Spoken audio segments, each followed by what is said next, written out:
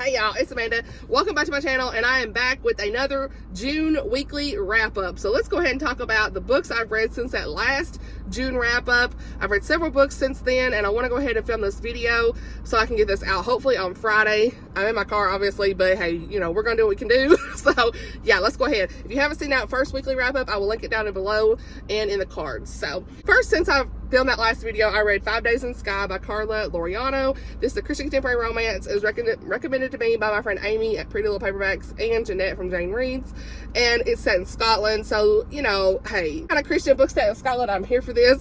You already know. And I gave this 3.5 to 4 stars. I did really enjoy it. There were some things I didn't love so much, but I still really enjoyed it, and I do plan to continue on with the series. I gave it 4 stars on Goodreads, but it's really more like that 3.5 range for me. But yeah, let's talk about it. I really like the setting the most in this story. Our main characters are in Scotland. They're traveling around the Isle of Skye, and they're seeing all these different sights, and I love that. Our main characters are James and Andrea, and it was just nice to see them kind of get to know each other. She is there for just 5 days, obviously, from what it says, 5 days in Skye. She works as this hospitality consultant, and she has to kind of like snag this high profile client, or pretty much kiss her dreams goodbye of being promoted.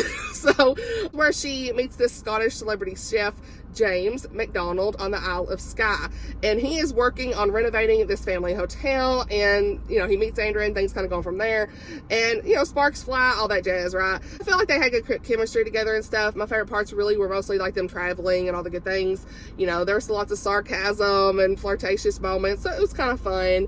Andrea also went through some really hard things, so you know, you could see that she is very broken. There's a really nice part here in the faith element of where she is coming back to the Lord, and it really got me emotional. So I really like that part, and I like the family side characters. So yeah, it was a good read. The only reason this was like a 3.5 to me was I don't love insta love. You know, I probably should have put that in my anti-book buzzwords, but so this is definitely that. You know, but you expect that when you see like she's only gonna be there for 5 days, you know, but it's like whenever somebody says I love you after knowing them for 5 days, you know. But again, I still really think this is a good story, and I want to continue on with the series because the setting is great, it's immersive, our characters are fun, all the good things. So yeah, I do recommend this if you like Scotland, a good Christian faith in books, and just a fun, cute romance. This does have trigger warnings for mentions of a miscarriage, divorce, and some mentions of drinking, so I wanted to mention. The next book I read was Keturah by Lisa T. Berggren, and I've been saying Keturah. I just said it again. It's Keturah. My southern I cannot pronounce, and her sister is Sela, not Selah. I didn't know how to say her name, so forgive me for words. But anyway, Keturah. My bad. But I really like saying Keturah, so that's just my southern. Anyway, Keturah, okay, by Lisa T. Berggren. And this is book 1 in the Sugar Baron's Daughter series, and I ended up really liking this. I gave this 4 stars. At first, I really wasn't loving it. I'd say like the first 25%, I was like, let's go, you know, because they're just like setting up the story, right? As expected, but I'm like, I need fast pace, you know, so like it was like, but once the characters got on this ship and they were getting to the destination, honey, on this island, these West Indies and stuff, honey, I was here for this, okay? Because stuff was popping off as soon as they got off the boat or ship, whatever. I really liked our main guy. His name's Gray. He's like this really good hero in this story, and I love every time he would show up. And I think Keturah, she is a strong female lead, but also very broken in many ways as well. And she just needed true healing from the Lord, and seeing her faith walk was really inspiring to me. You know, she could be very stubborn and quick to anger throughout the story, and you know, see her surrender to God in this story is beautiful. So if you like that good faith element in a book, again, here we go. It's a great Christian read, and you know, it's a historical romance, and I really liked her sisters, so I'm excited to read more in the stories. And so I should tell you what this is. What am I saying? This is set 1772 England, and Lady Keturah and her sisters pretty much find themselves heiress of their father's estate. He's recently passed away, so they have to go to the West Indies. They travel there to save what's left of their heritage, all that stuff. They get to the Caribbean, and they're pretty much floored with the way that women are treated here. There are slaves, and they're being mistreated as well. That's a shock for them. And then Keturah, I keep saying Keturah, she pretty much swore she would never marry again, as her first husband was very abusive and unkind. So, you know, she is just a strong woman trying to take care of her sisters and keep everybody safe. But then she meets this guy Gray, like I said, and he was like a nice little hero in the story. She starts to wonder if she could ever love again, that whole thing. They go to her father's plantation, and his land and everything, and things are not what they expect when they get there. She's like, what? So Keturah is hurt and very angry at those circumstances surrounding what they have found, and the story kind of goes on from there. Like I said, I did enjoy the story. 30% mark is when I finally started getting interested and all that stuff. The audiobook was really good, so I highly recommend that. I think that's part of what keeps me invested sometimes in a story, and why I love it so much is if the narrator is really good. And so the narrator was really great here, in my opinion. There's a piece of this I didn't love. Like I said, the first part took me a little bit to get through, and then I don't know if this didn't feel like 1700s to me that much. Some parts were a little unrealistic. Like, these women are going over on this ship by themselves with no family member that's a man, and during that time it would have been probably not as realistic to get there, you know. I mean, we always love those type of stories, but like, is it really historically accurate? I don't know. This book does deal heavily in slavery, and prejudices are discussed in detail throughout the story, so just want to mention that. Just know that going in here, there's a scene you know, where slaves are being auctioned off, and scenes of violence against them, so that's hard. And, you know, there's mentions of men getting drunk and that kind of stuff during that time period in the Caribbean here. So just want to mention that, because it was tough to read some of those scenes, and want to make sure you all are aware of content for this. But I did really enjoy the story. Like I said, I gave it 4 stars, and I plan to continue on with the series. So the next book I read really quick was The Horse and His Boy. This was a lot of fun. This is book 3 in the Narnia series in chronological order. So this is whatever my book says. It says it's number 3. I know some read it in publication order, but this is book 3 according to what my box set says. And so I really enjoyed this. I think I really honestly need to probably reread it again at some point to fully grasp everything that happened and fully understand everything that was going on. I really enjoyed it. If you like talking animals and like a really good adventure and journey to Narnia, this is cool. It's like a filler story, you know, during the time of like the characters from The Lion, the Witch, and the Wardrobe and stuff. But it was fun. I gave it 4 stars, and you know, I really liked the horse that talked named Bree. He was fun, and I like to see Aslan in this as well. Yeah, this is a separate journey pretty much altogether, but I still liked being in the world. It's a fun adventure, and excited to continue on with the series. I also want to look more into some of the Christian allegory here, and because I always love tying that together. So I could see some things, but I really want to dive more into it. So yeah, not much to say. Still really enjoyed it, and I'm definitely continuing on because, you know, it's Narnia, right? Then I read a new favorite book, y'all. 5 stars. I was really surprised by this. It is Forged in Love, book 1 in the Wyoming Sunrise series by Mary Connolly. I've never read anything by Mary. This is just a lot of fun, and what a great surprise. I really enjoyed the book. It's engaging. It keeps you on your toes. It's a Western. I just had so much fun with this plot because it was just like I said, keep you on your toes here, and it was a very precious and sweet romance. So I was surprised. Are Westerns a new buzzword, y'all? I'm just saying. I don't read a lot of Westerns, but I'm starting to really love this setting, okay? So I listened to the audiobook for this, and I'm just saying, like, a good narrator can really do well for this. This lady has narrated some of Becky Wade's books, and I don't feel like she's a good romance narrator, but, like, her historical narration is, like, yes, like, not so much contemporary, but she is really great with the historical aspect in her narration. It just pulls you in. A great Western historical fiction voice in my mind. So yeah, it's probably another reason I really liked it. But this book is fast paced with this plot, and we had several really beautiful chapters of Clint, our main guy, and Mariah, our main girl, together that I loved. I laughed out loud sometimes, and really awesome loyal dog. It's good. So yeah, this is set in 1970. Mariah Stover is the main character. She's pretty much left for dead in her stagecoach. I mean, the whole story just pops off. Chapter 1, honey. Her and her father and her brother are pretty much robbed in their stagecoach by the Deadeye Gang. And it kind of starts off with that, you know, like that Western shootout type stuff, right? And she is crushed by the stagecoach, and she has they think she's dead, but she's not. And so they leave her pretty much for dead, but the horses run back to their town. And so this guy, Clint, who always had a thing for Mariah, honey, for like the last 2 years, he runs off to save her and all these things, right? Clint and a bunch of others are going. And so Clint finds her crushed by the stagecoach. She's been shot. And so, you know, this is all chaos. He carries her to safety. They heal her back to health and everything, and they, you know, her father and brother did pass away in this fight. She has no memory of what happened. The leaders of the town want to keep her hidden and safe because the Deadeye Gang does not leave any witnesses alive, okay? But Clint, he has this romantic interest in her, and he's like, when they tell him that she's dead, he's like, no, I gotta see her. So they let him in on the secret. He's gonna protect her and all this stuff. But when she wakes up, she's like, no. She's a very strong woman. She's like, no, I'm not gonna stay dead because I don't have no memory of it. So it doesn't doesn't matter anyway. So she starts to tell everyone in the town that, hey, I have no memory of this, so maybe the Deadeye gang will not come after her. Well, you know how that goes. Stuff starts happening. They start realizing that she's pretty much being targeted, and they're trying to like keep her safe and all these things. Romance between Clint and Mariah start to develop, and it's just a good times. What I love about this is our main girl is a strong woman who is a blacksmith, and the guy is a really great chef and has his own restaurant. So, you've got these different roles here that you normally don't see in the 1800s in this historical setting. So this is set in Wyoming. So she says that she couldn't go anywhere else to do this. The blacksmithing stuff, that's another reason she wants to stay, because her father had this blacksmithing business and she's taken this over now that he has passed away and all that stuff. So I just really like the characters and like how different they were that you don't normally see in stories. And some people say that there's like an emphasis that appears as feminism, but like to me it was fine. I didn't really see much of that. I didn't feel like it was too much. Just a little bit, but it makes sense for the time period for women's rights and stuff. So our character is a really strong-willed woman who is making her way after losing her father and her brother. So it just makes sense to me. It was understandable. And also some reviewers have mentioned that they didn't like an open door fade to black romance in this, but like to me it was fine. I didn't see anything wrong. So, this is a married couple. It wasn't detailed in any way. I wouldn't even really call it open door.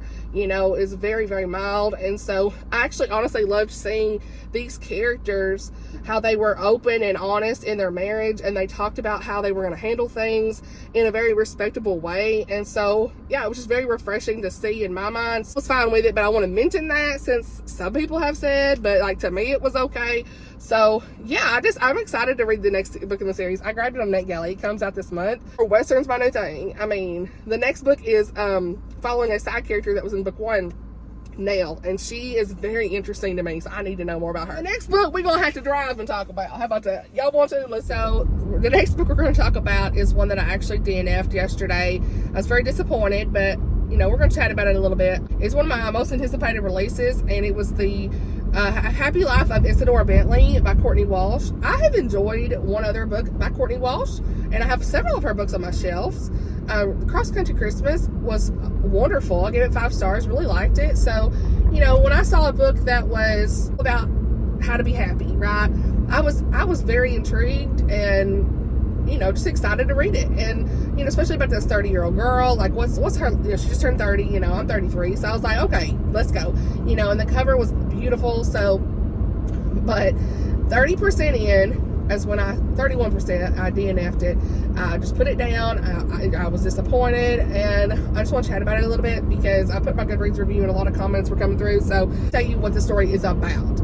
We've got this girl, Isadora Bentley, and she works as in this behavior and social science place, like in this, she's at a leadership role there. And it's at Chicago University, and so she has these projects and she's helping these professors and all these things. And she is at the grocery store one day and she sees this magazine there. It's her 30th birthday and she's getting ice cream, kind of depressed kind of stuff. I was fine when I turned 30, but I know some people, it's different. It's different. She sees this magazine and it's talking about 31 ways to be happy, and she's like, this is an absolute no. I'm just, I'm going to prove this wrong. So she sets out to basically prove this article wrong, okay? And she's like, says like to, smile more, compliment people, that kind of stuff, just like a magazine article, right? Exercise more, all that stuff. So she sets out to prove this article wrong, doing all the different things. And, I kind of related to how she has a hard time making friends. She seems very neurodivergent, which I have ADHD. So, I can relate to some of her personality traits with that. She's got like this little romance that's tied in here with this professor, so that was probably cute, whatever, but I didn't get that far enough to really get more developed into that. She was just starting to meet this guy and work with him and all that stuff. Where I had to put this down, and I kind of got a little convicted about it in my spirit about it, which I talked to y'all about how I didn't like this type of stuff in my Book Buzzwords video anyway. So I think that's part of it too, is like just me starting to notice more things in books. This book just felt a bit new age to me. And it's published by Thomas Nelson. I know that Thomas Nelson is not always doing Christian related books at times. A lot of times it's clean. That is fine. I'm not saying that this had to be a full Christian faith book, but this book is all about being happy, right? How how are we going to be happy? How to make yourself happy? And I got this vibe, and one of my friends has read this recently and said the same thing. She read the whole thing, and so I was chatting with her about it, and she said the same thing. It was very new age-ish, and there were just little things that were thrown in. It's like, you know, there's opportunities for talking about God, and it just was frustrating to see these mentions of things. Like, we had mentions of the universe a couple times. There was yoga and this occupying your space. That's it. And that's a thing. It's like, I've seen that term, you know, it's like holding space for people and all that stuff. And it really gave off this vibe that you make yourself happy. What you do makes yourself happy and all this stuff. And it's like, happiness is truly fleeting.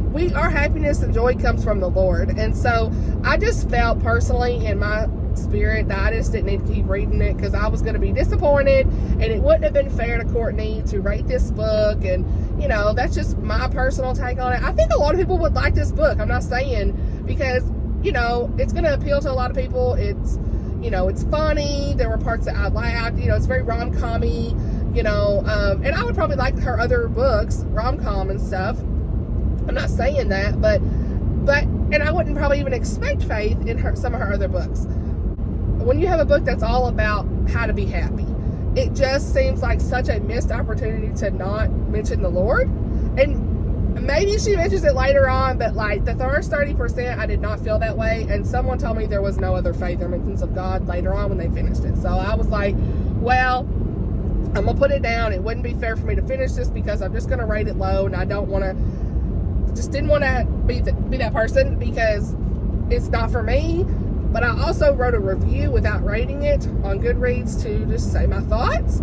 Get it? There's more authors that are wanting to appeal to a general market, but you know, it is kind of disappointing when several of her other books in the past were full of faith. This has nothing to do with that. And you know, when you have those little mentions of things that kind of feel new agey to me, that was hard. And so I don't know, I'm not trying to go on a dissertation about this, but I just wanted to talk about it because it bothered me. You know, I thought these are perfect opportunities to talk about God, and I'd love to hear other people's thoughts on this book. Maybe it's just me, maybe I'm being too critical. I'm not trying to be judgy in any way. It's just, that's my personal feelings from it. It's also a scene where like they were looking out on how beautiful the world was, you know, and all this stuff, and it's like, we could have had a mention about God's creation there. Like, happiness is fleeting, like I said, and this is, when you have a book all about being happy, that's where I was like, why are we not talking about the true meaning of happiness with the Lord? You know, like, that was my feeling. And so I know many people are going to like this book, and I'm probably the unpopular opinion, but that's just how I felt. So yeah, I had to DNF it. If I rated it, it probably wouldn't have been 2 to 3 stars, but as a story in general, it's funny and all the good things there. But I will be reading more Courtney's books that I have on my shelf. I think the ones I have are published by Tyndale, and they were pretty faith-filled. So I think it's the Nantucket series. I'm gonna try more of her books to see, but I'd love to know more people's thoughts. Like, is it just me or what? Because yeah, I don't know. Anyway, so also still reading Waymaker by what's her name? Anne Voskamp. My brain is not working this morning. I've only had half a cup of coffee. I'm loving this. I was crying last night. Finished chapter 2. Y'all, I'm telling you right now, I can't wait. I won't talk much about this because I've already talked about it in the last video, but I'm still reading this. Great Christian nonfiction. And then what am I going to read? What am I going to read this weekend, y'all? What y'all want to know? Let's see. I'm planning to read The Italian Ballerina by Christy Cameron. I've been putting this off for a while because I just hadn't been in a World War II mood, but this is on my 23 books of 2023. I need to get to it. So yeah, this is dual timeline, Rome, 1943, present day, World War II, all that stuff.